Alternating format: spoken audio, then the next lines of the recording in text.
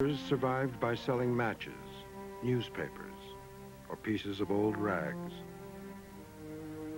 Their numbers are almost incredible, said the chief of police. They are destined for a life of misery, shame, and crime. When Mother was dying, she warned me against going to live with strangers. I became a singing girl. People said I had a good voice. I used to sing in the beginning to keep away those sad thoughts. But soon I made use of my voice for a living. I go on board the boats and sing, and I gather as much money as I can. I have no other way of getting along. Sometimes I make very little by it. Sometimes nothing. All the night I was out in the street, and no one spoke to me or asked me who I was.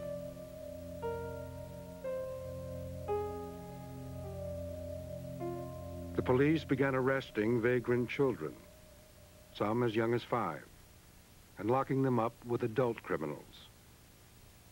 Reformers urged that children be sent to more modern institutions called houses of refuge and orphan asylums, where they could be trained. In an era when most children were expected to work, Brace argued against the asylums, said the skills they taught had little practical use. The best of all asylums for the outcast child is the farmer's home.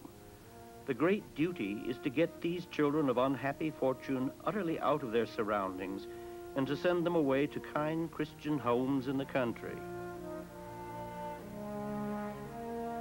Brace knew that the greatest need for labor was in the expanding farm country to the west, where there was a long tradition of employing children as apprentices and hired hands. He believed that America's Christian farmers would welcome the homeless children, not only give them work, but treat them as new sons and new daughters. He imagined sending tens of thousands to the country. In 1853, Brace founded the Children's Aid Society to arrange the trips, raise the money, obtain the legal permissions needed for relocation.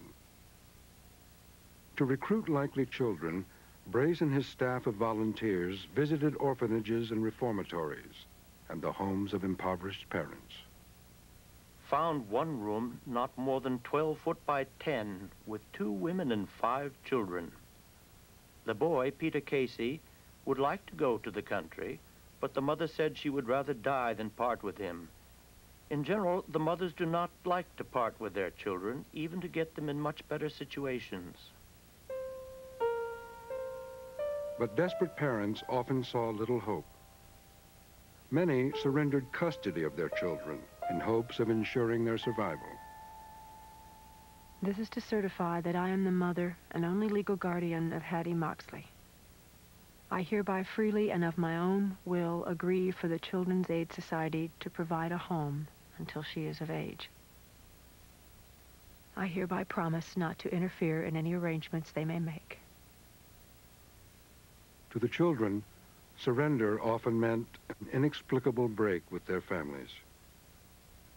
I just finished eating, and this matron came by and tapped this one on the head. You're going to Texas. You're going to Texas. Well, some of the kids, you know, clapped and laughed. She came to me. I looked up. I said, I can't go. I'm not an orphan. My mother's still living. She's in the hospital right here in New York. You're going to Texas. No use arguing. We all had a certain place that we had to sit at a certain table, and we knew our place. We just ate our supper thinking the next day would be just another day. But the superintendent said, I have something to tell you. She said, you're going to take your baths, and you will be issued all new clothing, and tomorrow morning, very early, you will rise and board a train to go to find a new home.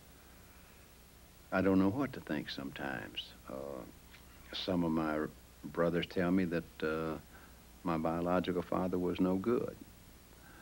And he might have not been, but by the same token, if he was at the train, He was crying when we were taken from him. The man had to lay down at night and wondering where all his children were and everything, and regardless of the kind of man he was, he had to have a certain amount of love for his family, or he wouldn't have been at the station at all. And crying when we were taken from him.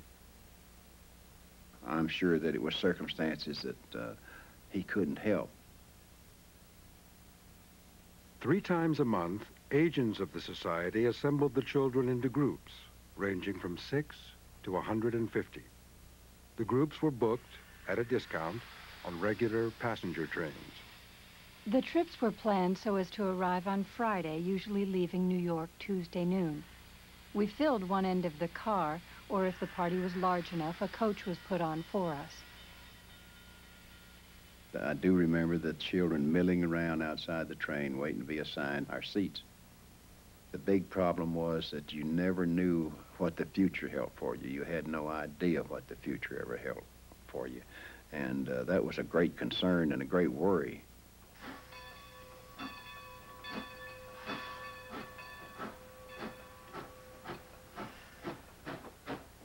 The journey usually lasted for 3 or 4 days.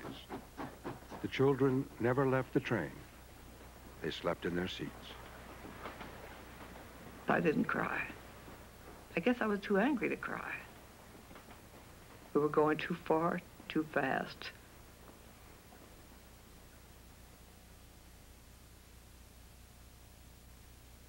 I've kept this suitcase as a souvenir all these years.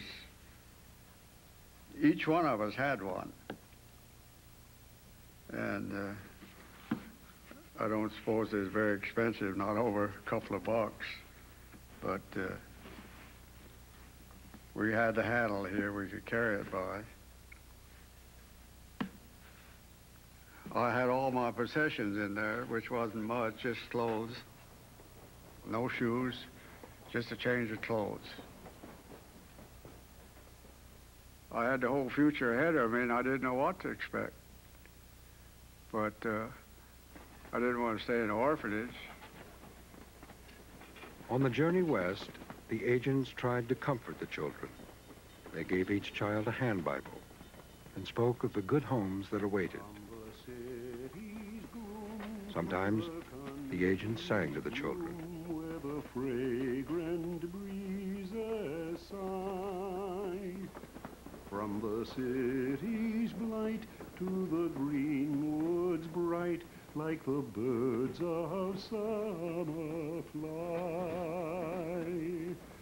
Oh, children, dear children, young, happy, pure. I can't remember exactly what he told me, but my biological father gave me a pink envelope with his address on it and asked me to be sure to let him know when we got to our destination.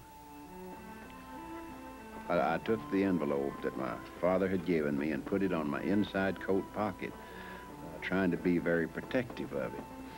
And that night, why, of course, like all kids, we went to sleep.